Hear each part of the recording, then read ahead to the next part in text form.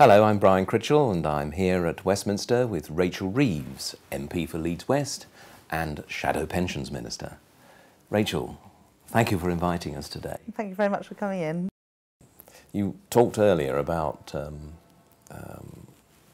working with the government where it didn't seem necessary to oppose them, but at the risk of suggesting there should be more knockabout, then we do like to see some opposition. And I noticed that you were quoted quite widely as accusing your opposite number, Steve Webb, of breaking his pre-election promises to pensioners regarding the switch of future public service pension accrual from RPI to CPI.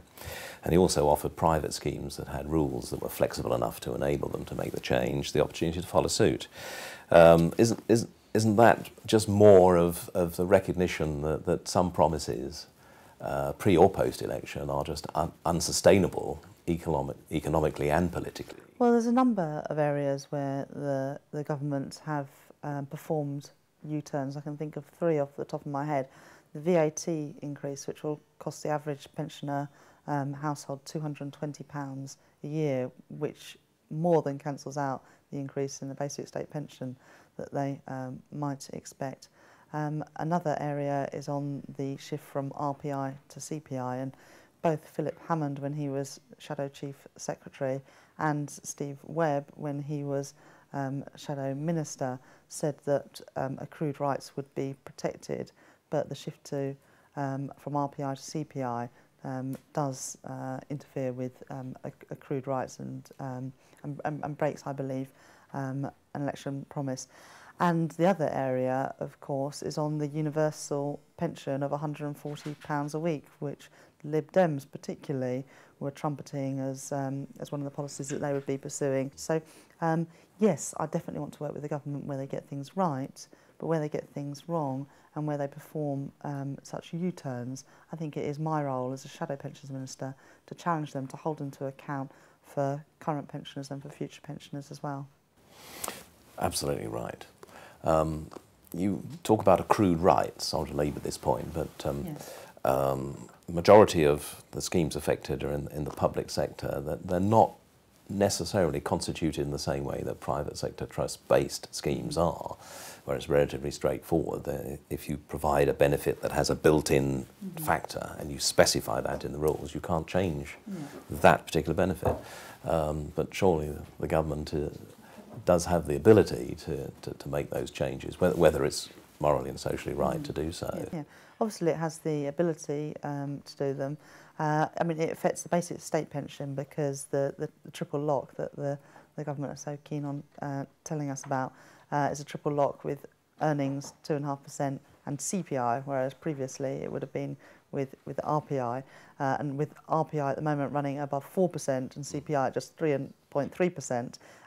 You know, you can see the difference that makes in terms of people's pensions in retirement. So if it's a basic state pension, it reflects SERPs in the state second pension, and it affects any scheme, public or private sector, that is linked to the government's measure of inflation, which obviously is now changing from RPI to CPI, including schemes, you know, in the private sector. You're right that it affects people in the public sector more, but it also affects people in many private sector schemes as well. And people were paying into pension schemes on the basis that in retirement those pensions would go up in line with RPI.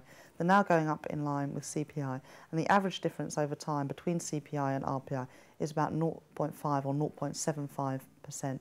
Over a period of retirement of 20 or 30 years, that can make a huge difference. About 15% of retirement income will be lost because of this change alone. Yes, it depends on which set of statistics that you use. Well, the numbers for the last, when, for example, the Bank of England changed the measure of inflation it used from RPI to CPI, the inflation target changed from RPI at 2.5% to CPI at 2%, reflecting long-term gap between the two measures of about 0.5%, but over the last, say, 10 years, the gap has been a little bit higher than that. So between 0.5 and 0.75% on average. At the moment, it's over 1% difference between the two measures of inflation, but that reflects what's happening, particularly in the housing market.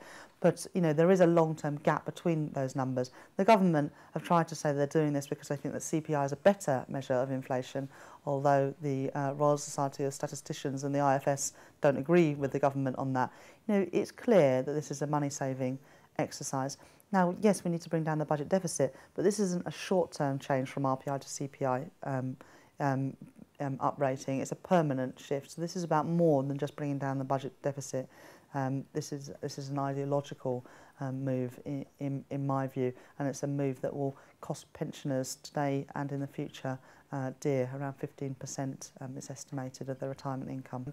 And I think that it is important that governments keep their promises and don't overpromise, because a lot of pensioners who read those articles about a flat rate pension of £140 a week probably felt that the government were on their side and wanted to give them a better income in retirement. And so I think the government, as well as opposition, in fact government more so than opposition, need to be responsible. So thank you very much indeed for your time and for your contribution to our community life. Thank you very much, Brian.